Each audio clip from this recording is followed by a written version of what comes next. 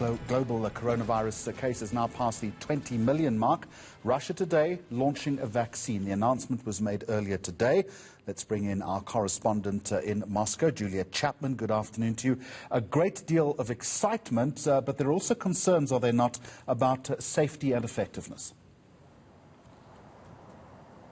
That's right, there are serious concerns. Russia has today announced the registration of a vaccine against coronavirus. They've named it Sputnik 5, named after the launch of the first satellite into space. And Russian officials want this to be seen as another pioneering moment where Russia has won the race for a global coronavirus vaccine. But there are serious reservations among epidemiologists that we simply don't have the data to prove that this is a safe and effective vaccine. Now, researchers behind this vaccination say that it is both safe and effective. Those are words that were echoed by Russian President Vladimir Putin when he announced this morning that the vaccine had been registered. He said that one of his daughters had even been inoculated with the vaccine. That's how sure he was that it was safe. But the data hasn't been published yet to the wider world, and we don't even know how many people have participated in the trials. We do know, however, that phase 3 of the coronavirus trials for this vaccine have not yet been completed.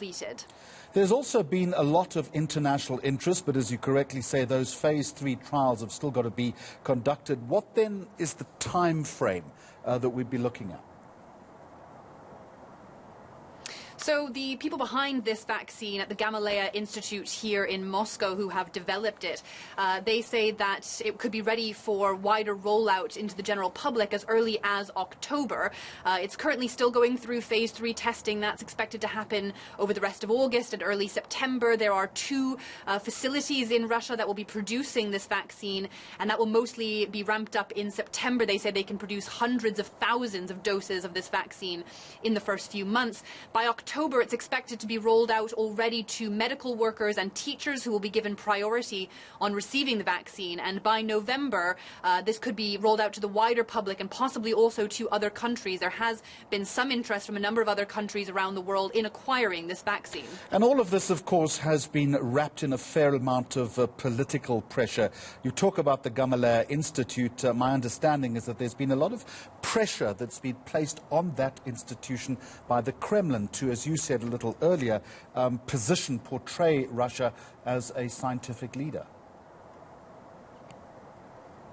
Well, some epidemiologists have said that this is pure propaganda, that it's simply far too early to know whether this vaccine can actually be proven to work. There are so many variables when it comes to testing a vaccine. They usually take years to produce and to be proven. The trials can take a very long time indeed. Now, the Gamaleya Institute is one of Russia's foremost scientific institutions.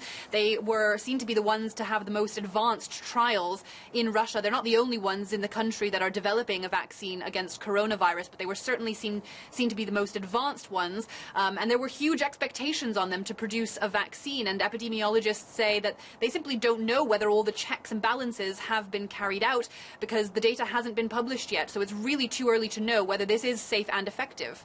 Julia Chapman is our correspondent in Russia.